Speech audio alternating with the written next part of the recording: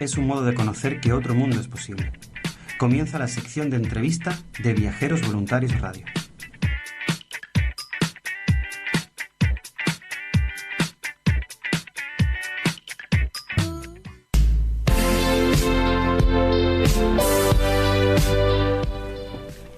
Y nosotros estamos de vuelta aquí a través de Viajeros Voluntarios, ya en nuestro segmento de entrevistas.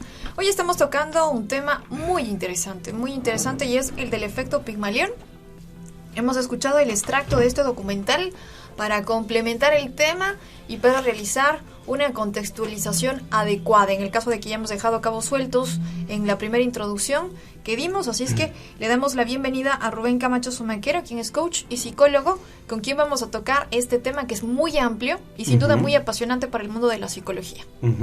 Bueno, hola Valentina. Yo estoy hoy en tu programa como un señor. Estoy aquí bien a gusto con mi café. Y sí, el tema es curioso porque hoy es la sección de Visión Ingenua, donde tú y yo solemos hablar desde la ingenuidad, es decir, tratamos de ir más allá de las teorías y de las creencias que tenemos. Intentamos hablar desde la ingenuidad, un poquito, intentar ampliar un poco nuestro mapa, nuestra visión del mundo y ver las cosas con más pureza, ¿no? Hoy, sin embargo, es curioso porque es muy difícil hablar del efecto Pigmalión desde la ingenuidad porque tenemos muchos datos y muchos hechos que contrastan lo que tú has dicho. O sea, no es solo un efecto, es algo que realmente nos ocurre a las personas, ¿no? Bueno, hoy sobre todo, más que como psicólogo, porque claro, yo no me dedico profesionalmente a la psicología, yo me dedico profesionalmente al coaching, que es el ejercicio profesional que a mí me apasiona, acompañar a las personas en procesos de cambio, ¿no? Y el coaching trabaja con la acción, con el cambio. Sin embargo, sí es cierto que aunque el coaching y la psicología es diferente, ¿no? La psicología es toda una ciencia, entre comillas, hay quien la considera más ciencia, menos ciencia, y el coaching es una herramienta, ¿no? Es una profesión. Es cierto que aunque a mí me apasiona el coaching debe muchísimo a la psicología. Entonces yo no me dedico profesionalmente a la psicología porque considero que la psicología aún a día de hoy no tiene una relación muy prolija, muy propicia con la sociedad. ¿A qué me refiero? La psicología tiene mucho potencial que la sociedad no aprovecha, y a su vez hay mucho trabajo psicológico en la sociedad que no es quizá el más adecuado, porque la psicología es una ciencia aún muy, muy joven y sus aplicaciones en la sociedad todavía son muy relativas. Digamos que se hace mucho de lo que no se debería hacer y tiene un gran potencial que no se utiliza.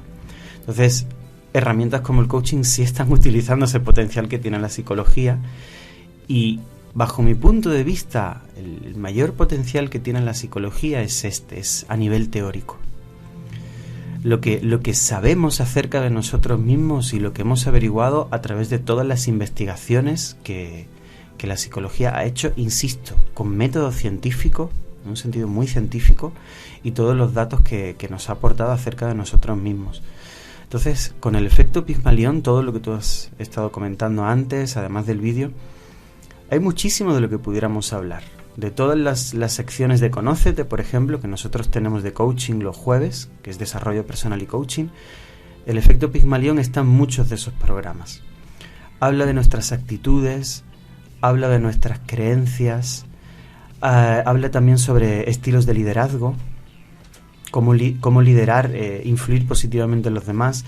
También habla de comunicación, cómo nuestra comunicación, tanto verbal como no verbal, afecta en la relación con los demás.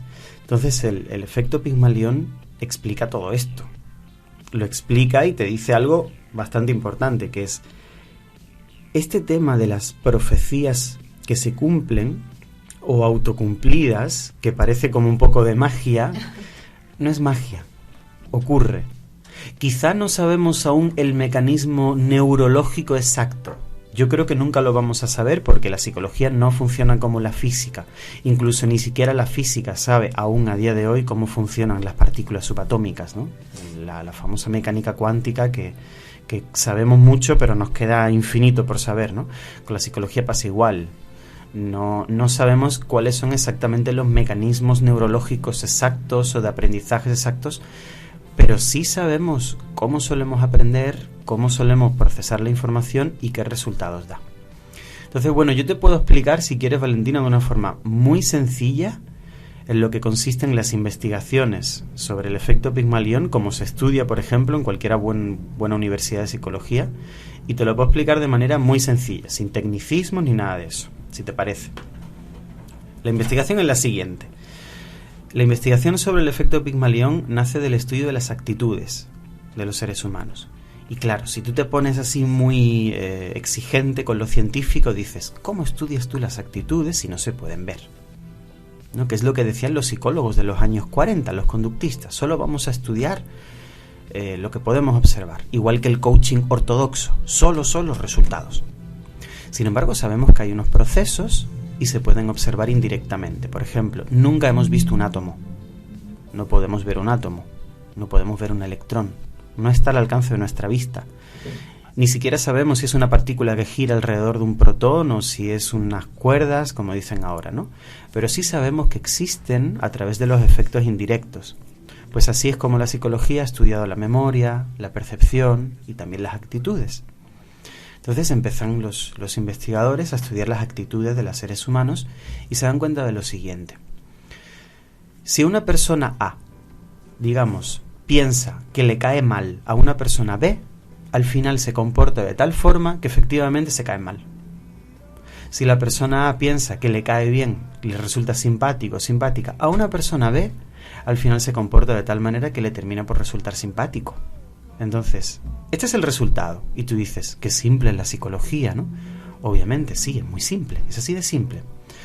Sin embargo, lo importante es que se averigua a nivel científico que es así. ¿Cómo? Pues con investigaciones donde se estudian las actitudes de las personas con relaciones a otras personas, se observan los resultados y se observa con un gran número de personas, analizando todas las variables, todas las circunstancias. Un gran número de personas, me refiero a unos centenares de personas.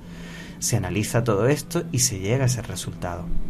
Es decir, tu actitud, tu creencia, tu prejuicio acerca del otro determina que de forma inconsciente te condicionas a ti mismo y te terminas por comportar de una forma mediante la cual obtienes lo que justo estás pensando. Obtienes un resultado que se ajusta totalmente a tus creencias, a tus justificaciones. Ese es el motivo por el cual hoy día existe tanta polarización social, por ejemplo, y tú ves una noticia en medios de comunicación y cada persona la interpreta a su forma. Vemos lo que queremos ver. Nos sesgamos mucho a nivel mental. Y sabemos que los resultados no son buenos. Y también lo importante de que lo de la profecía incumplida, a mí me gusta más decir, no sé si recuerdan las 3 leyes de las creencias que hablamos. La profecía autocumplida o el efecto Pigmalión y las 3 leyes, no sé si me las puedes recordar. Sí, esas 3 leyes son 3 leyes que yo mismo he escrito. O sea, las utilizo yo como en mi trabajo como coach, sobre todo en el trabajo en los procesos de cambio y transformación en cursos virtuales que utilizo en la página web de empoderamientohumano.com. Aprovecho para dar el link. Son 3 leyes que he escrito yo, pero no las he inventado yo. Es decir, es algo como una especie de deducción muy obvia que yo veo, ¿no? Que son las siguientes. La primera ley es: las creencias no son la realidad, sino una interpretación de la realidad. La segunda es: las creencias terminan por cumplirse, porque al final actuamos de tal forma que hace que se cumplan. Y en tercer lugar, podemos cambiarlas. Esas son las reglas. Y las conclusiones de esas 3 reglas, ¿cuáles son? Si las puedes cambiar, puedes elegir qué resultado quieres y adecuar tus creencias a lo que quieres. Sin embargo, eso solo no te va a dar el resultado. Luego tienes que elaborar una actitud y una acción que sean coherentes con esa creencia. Entonces, imagínate lo importante que es cómo nos hablamos, cómo hablamos a los demás. El diálogo interno, sin duda, de Exacto. cada persona es muy importante, las creencias que tiene. No solo sobre nosotros mismos, sino en relación a los demás. Cómo nos acercamos a otras personas cuando creemos que les gustamos o no les gustamos. O aunque tratemos de forma muy diplomática y muy amable a una persona, ¿qué comunicación gestual o no verbal transmitimos si consideramos mediante nuestros prejuicios que esa persona no es adecuada o apta según también nuestros criterios subjetivos? Que eso nos hace a todos los seres humanos, aquí no es algo que digo de todos los seres humanos, a veces un poco déspotas. Tenemos como un miedo que no es innato en el ser humano, es un miedo que nace de nuestras estructuras sociales, un miedo a la falta de control, es un miedo a la libertad, como dijo Fromm en su famoso libro del miedo a la libertad. Entonces, como tenemos miedo a la libertad, terminamos por querer controlarlo todo, y para controlarlo todo juzgamos a los demás en función de nuestros criterios para hacer que nuestro mundo íntimo y subjetivo sea de lo más lindo posible. Sin embargo, por más lindo que lo queramos pintar, es limitado. El mundo lindo, el mundo de las posibilidades, el mundo del crecimiento no es el que construimos solo en nuestra cabeza, es el que está ahí fuera, y con nuestra amplitud podemos llegar a descubrirlo cada vez más. Por eso aprendemos mucho más de los demás que de nosotros mismos. Cuando observamos a los demás, conversamos con los demás y nos damos cuenta de qué creen, qué piensan, qué amplitud tienen los demás, ahí el aprendizaje es muy superior. Una persona así puede encerrarse dentro de uno mismo y puede leer mucho y puede teorizar mucho y puede aprender mucho. También puede aprender mucho mediante la experiencia y mediante los viajes. Pero como un ser humano más aprende es con una conversación con otra persona. Se demuestra también que es el aprendizaje más poderoso. Una conversación donde uno no intenta imponer sus ideas al otro, mira todo lo que sé, mira el gran conocimiento que tengo, sino una conversación donde nos cuestionemos las cosas. Si fuésemos maestros en eso, desde niños nos enseñaran eso, a cuestionárnoslo todo, a ver, a tener curiosidad por cómo piensa el otro, cómo vemos las cosas los demás, qué diferencias tenemos, qué pudiéramos aprender de ello, nuestro crecimiento sería ahí infinito, ¿no? Eso es un efecto es un efecto rebote, digamos, un aprendizaje que podemos rescatar del efecto Pigmalión. ¿Qué podemos conseguir a través de todo esto? Ahora, sin duda, estábamos justamente analizando la teoría del efecto Pigmalión, y una de las cosas que más me llama la atención es la forma en la que nosotros miramos a los demás con prejuicios. Uh-huh. Hacemos juicios previos de las personas, tal vez por cómo están vestidos, por cómo están sentados. Entonces hay ahí todo un nivel de comunicación no verbal y verbal incluido que hace que ya tal vez los profesores o los líderes de grupo ya cataloguen a cada uno de sus colaboradores, ¿no? Y empiece en ese momento el efecto Pigmalión, o para bien o para mal. Uh-huh. Me has hecho recordar algo. Bueno, si empezamos a hablar de, por ejemplo, los perros, tenemos un programa de 24 horas hablando sobre todas las virtudes y todas las maravillas de los perros, ¿no? Todo lo que nos enseñan. Pero estoy yendo a un punto concreto, no estoy divagando. Los perros no son racistas. Tú estás en un parque y ves perros de tantas diferencias con raza. Perros de 2,5 kilos, perros de 45 kilos, de colores, y ellos no son racistas, ¿no? Nosotros sí somos racistas, o más que decir somos racistas, por nuestra influencia social a veces tenemos más o menos tendencia a tener prejuicios sociales, como el racismo, como la xenofobia, como el sexismo, como el machismo, o directamente pensar que el resto de personas son más válidas o menos válidas en función de nuestros criterios. Por ejemplo, si eres una persona que necesitas un estatus, a lo mejor tu estatus puede ser tener mucho dinero, o tener una clase social muy diplomática, o que siga ciertas normas de educación, o sencillamente puede ser una persona a la moda.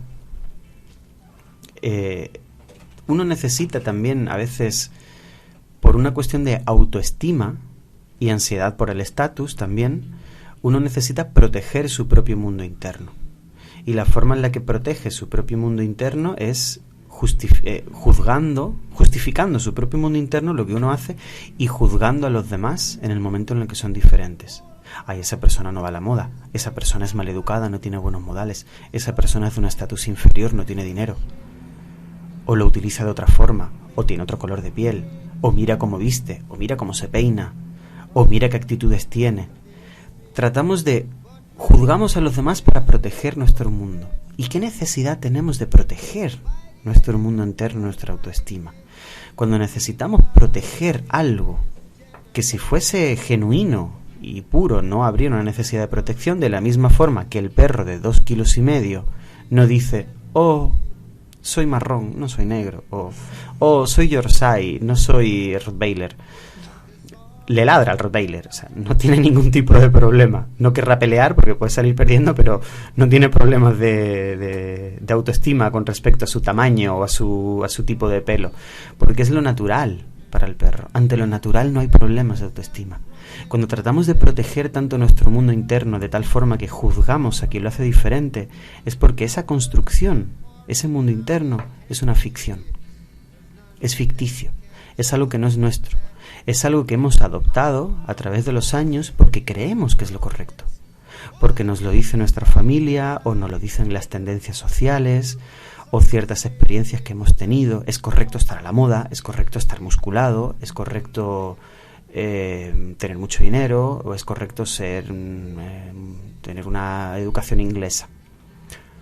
Obviamente hay personas que adoptan también estos estilos no por presión o por ficción, sino porque realmente le encanta estar fuerte o le encanta la estética o le encanta los bienes materiales o se puede sentir muy bien con la educación y con las normas más inglesas porque eso le propicie cierto orden mental que le haga sentir más satisfecho. Ahora, es muy diferente decir, yo soy una persona que me encanta saber cuál es el tenedor del pescado y cuál es el tenedor de la ensalada. Bueno, en mi caso no es cierto porque no como pescado, pero te estoy poniendo el ejemplo. Y sentirme bien con ello y feliz. Y no juzgarte a ti si comes con las manos, a pretender que todo el mundo siga mis criterios y si no los sigues eres un maleducado. Ahí es donde está la gran diferencia. Ahí es cuando es una ficción. Si tú juzgas a la persona que no está musculada, si juzgas a la persona que no le gusta tanto leer, si juzgas a la persona que no siga la moda, etcétera. Ahora, ¿cómo influye este tipo de prejuicios dentro de la teoría del efecto Pigmalión, dependiendo, por ejemplo, de los líderes de grupo, de los maestros en los colegios, escuelas, universidades, de la relación que uno tiene en la familia? ¿Cómo influye esto, sin duda, en el campo laboral también, el momento en que tenemos prejuicios? ¿Cuál es, digamos así, la consecuencia que puede tener el ubicarnos? Aquí, Valentina, sí entramos un poco en el terreno de la visión ingenua, porque el efecto Pigmalión explica científicamente eso, el efecto, pero las consecuencias es algo bastante amplio. Aquí sí podemos utilizar la intuición, ¿no? Más que los hechos. Y creo que la lógica, nuestra capacidad para ser lógicos es suficiente. ¿Cuáles son las consecuencias? La consecuencia básica es que nos influimos. Tan sencillo como eso. Ahora, ¿qué nos lleva a la influencia? La influencia muchas veces nos lleva al contagio. Entonces depende de cuáles sean nuestros patrones y nuestras actitudes, a través de este efecto Pigmalión tenemos que cuidar qué estamos contagiando. Obviamente, si una persona tiene una serie de frustraciones y por eso adopta un estatus o un estilo de vida y considera que es el correcto por este miedo a la libertad o a ir más lejos de su ansiedad por ese estatus o por esas creencias o esos patrones, va a tratar de contagiar al resto de seres humanos diciéndoles de que eso es lo correcto y no lo diferente.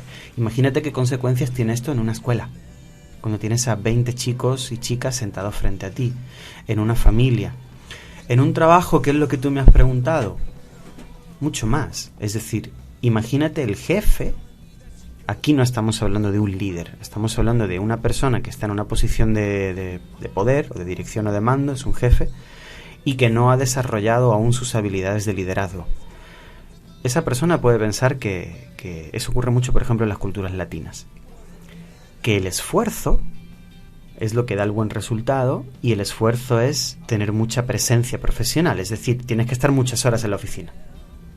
De tal forma que si una persona no está muchas horas en la oficina, no es eficiente, aunque sus resultados sean los mejores.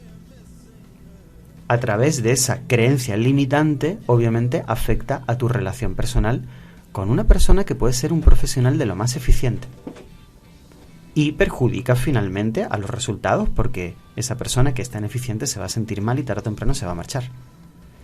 Y a la larga, inclusive, yo creo que el factor del tiempo, ¿no? El tiempo que se puede ahorrar uno con la eficiencia, con saber que claro, tiene su espacio. Un buen líder, ante todo, es una persona que obviamente no es un buen líder de manera permanente y constante en el tiempo, sino que está constantemente desarrollando sus habilidades de liderazgo. Y para desarrollar tus habilidades de liderazgo, lo más importante es ser un ejemplo positivo para los demás y ser capaz de influir positivamente en los demás. Y la forma de influir positivamente en los demás es trabajar en uno, en trabajar cómo uno gestiona sus emociones, en cómo uno se comunica, en ser uno proactivo, es decir, predicar también con el ejemplo, no solo con la teoría. Y ahí un buen líder, por supuesto, sus patrones, sus creencias, sus actitudes están totalmente orientadas a tener pensamientos relacionados con el talento que tienen los demás. Porque así es como les influye positivamente. Si yo, Valentina, tengo unas actitudes con respecto a ti que están relacionadas con el talento que tú tienes, ¿cuál va a ser la influencia que yo deje en ti? Va a ser muy positiva, te voy a contagiar a través de tu talento. Aunque, muy importante, algo también que has dicho antes, estaba comentando cuando hablaba el vídeo, sobre todo de los niños, y decía también que los seres humanos actuamos también en función de lo que nos han dicho previamente, estamos contagiados, y cuando a un niño, por ejemplo, le dices eres maravilloso, eres estupendo, como que tratas de subir mucho su autoestima, se observa que el efecto muchas veces es el contrario, en un sentido motivacional, en el sentido de que, bueno, el niño o la niña cree que no puede conseguir todo y eso hace que sus esfuerzos luego sean menores y que no tenga la mejor capacidad de crítica. Entonces es ser capaz de yo tener una actitud o una persona, no estoy hablando específicamente de mí, tener una actitud positiva acerca del talento que tienen los demás, considerando también su talento, su situación, sus límites, sus necesidades de mejora y ser capaz de transmitir, aquí estamos entrando ya en el terreno de la comunicación, transmitir lo que se llama, que esto te va a parecer muy curioso, pero se dice así, un feedback con amor. Es decir, te voy a decir lo que haces bien, te voy a decir lo que puedes hacer incluso mejor, te puedo decir lo que no estás haciendo tan bien y te puedo apoyar en el camino de que desarrolles ciertas habilidades para hacerlas bien, para hacerlas cada vez mejor. Eso es darte un feedback, es decir, retroalimentarte, darte, no mi opinión sobre ti. O sea, un buen líder no le daría su opinión a las personas a las que está influyendo positivamente. No se da una opinión, algo subjetivo. Eso forma parte del mundo de las actitudes y del efecto Pigmalión y de los contagios. Un buen líder da solo hechos. Hechos. Has hecho esto, no has hecho esto, ha dado este resultado, que va acompañado de un mensaje positivo de creo, y porque lo he observado también en esos hechos, que lo puedes seguir haciendo cada vez mejor. Y me siento muy bien con ello. Y yo te acompaño a que lo puedas conseguir. Eso es lo que hace un buen líder. Y por eso se habla de un feedback, porque es hechos. ¿Y a qué me refiero con amor? Destacando lo positivo, luego las áreas de mejora y dicho todo de tal forma que fomente el crecimiento. Ahora pensemos en todas las personas del planeta Tierra que están en una posición de poder o dirección. Jefes, profesores, padres de familia. ¿Cuántas de esas personas han entrenado su empatía, su comunicación y sus estilos de liderazgo para causar una influencia positiva en los demás? Es un porcentaje muy pequeño. Y sabemos que nuestra sociedad, nuestras sociedades no nos llevan a ello, nos llevan a lo contrario. De ahí que hoy día sea tan importante el área del desarrollo personal. Desarrollo personal, coaching, consultorías, capacitaciones, es decir, por esto yo estoy aquí. Es algo que me apasiona, considero que es muy necesario, al igual que tú con el periodismo ético, es algo que nos hace falta, que es imprescindible, darnos cuenta de que tenemos mucho potencial, que no lo estamos aprovechando y que solo tenemos que desarrollar ciertas cosas para conseguirlo. Dime, perdón. Ahora, sin duda, yo quería colocar un ejemplo muy importante. Sin duda, una de las situaciones que se dan, estos feedback que se estaban mencionando, que son nada más sino los resultados de cada uno, pues en muchos lugares, en muchas organizaciones, incluso en muchas escuelas, se menciona, por ejemplo, se dice, este alumno está bien, este alumno está mal, delante de todo el grupo. Uh-huh. Entonces con eso ya se va catalogando. E inclusive hay una situación que solía ocurrir, que la digo porque la viví cuando era pequeña, de aproximadamente 7, 8 años, habían los de la lista blanca y los de la lista negra en la escuela. Si pertenecías a la lista blanca eras muy buena alumna y todo. Si pertenecías a la lista negra, o sea, y lo peor de todo es que te hacían pasar, que pasen los de la lista blanca al frente, que pasen los de la lista negra.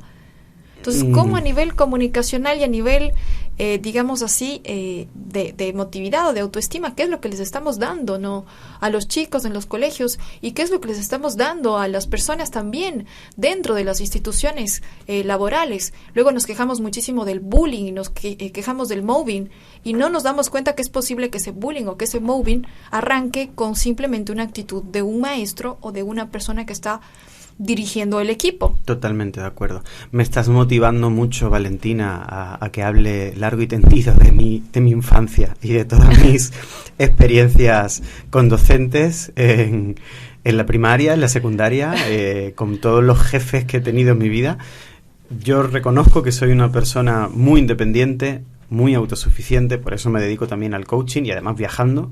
Soy el dueño de mi propio mundo. Me encanta colaborar con personas, pero sí reconozco que con trabajo me apasiona la autosuficiencia, trato de trabajar cada día mejor.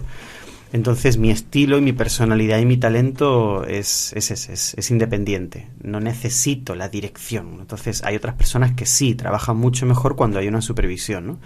Entonces la autoridad no es una herramienta positiva para mí, por ejemplo, ¿no? Yo tampoco soy autoritario con los demás. Pero claro, yo también tuve unos inicios profesionales donde, fíjate, en el primer trabajo que tuve, yo tenía a 1, 2, 3, 4 jefes. Empecé dentro del mundo comercial, tenía 4 jefes, cada uno por encima del otro. Obviamente las actitudes de cada uno de esos jefes eran muy diferentes.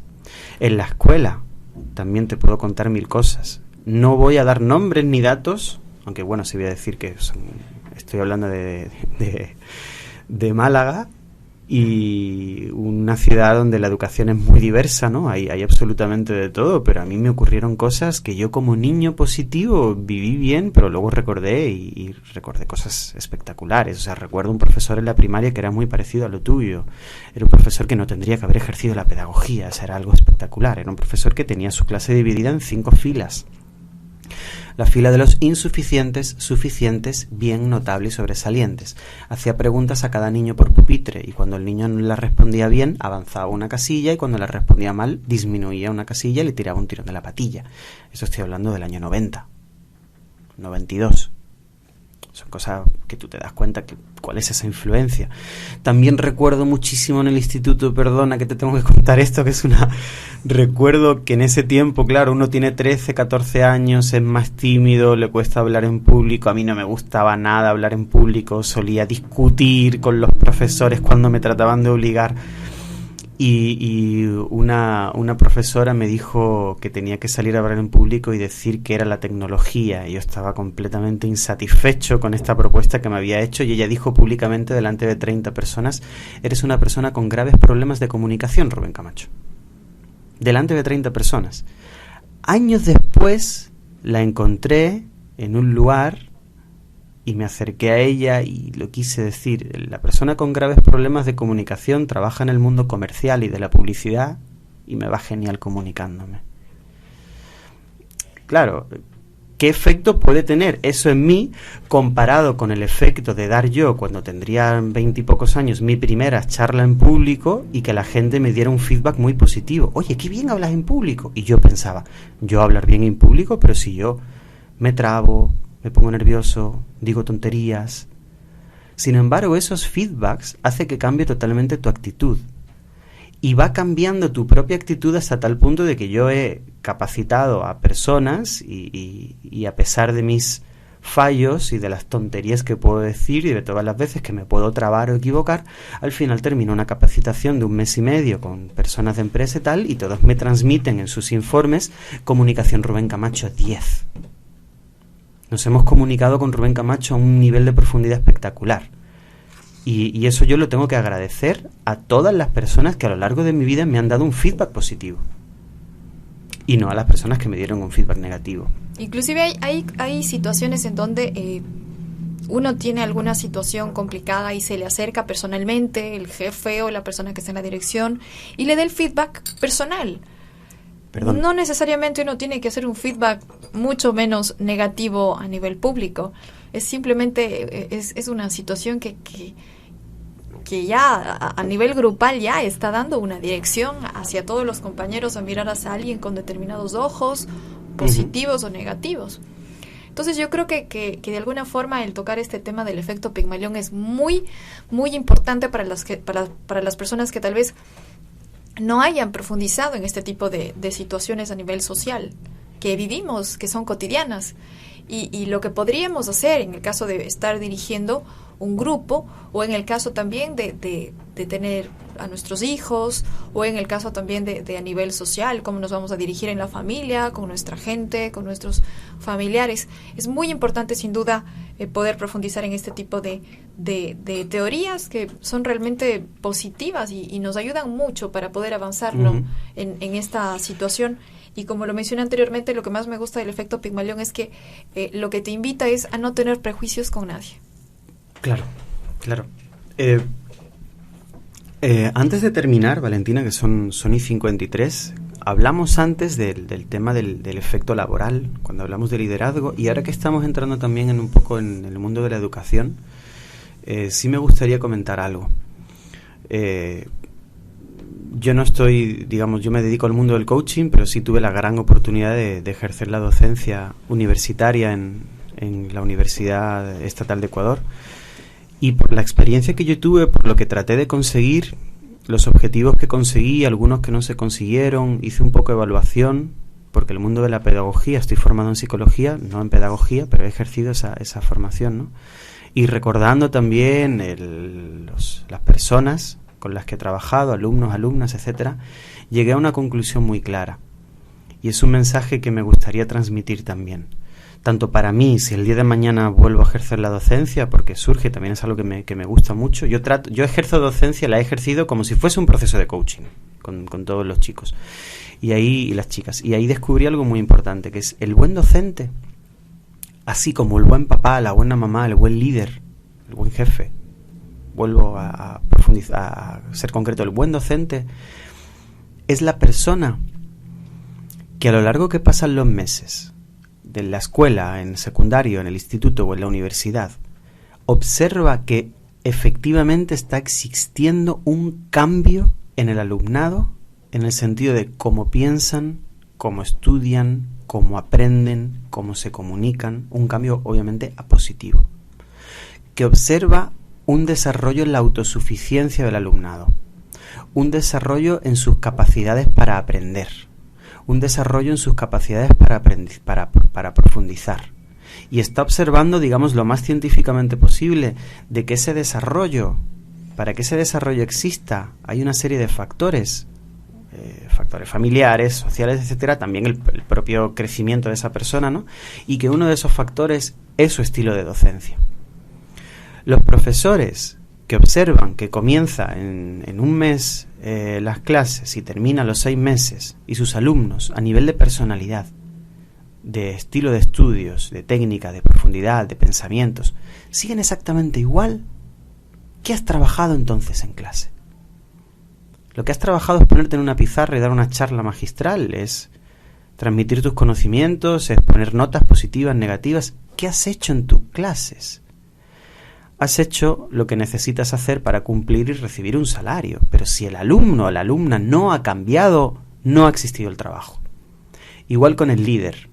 Si dentro de un equipo de trabajo, en una empresa, en una organización, en un equipo deportivo, no existe un cambio de actitudes, en comunicación, en gestión de emociones, en proactividad, en todas las parcelas, no existe un cambio en positivo, no estamos liderando.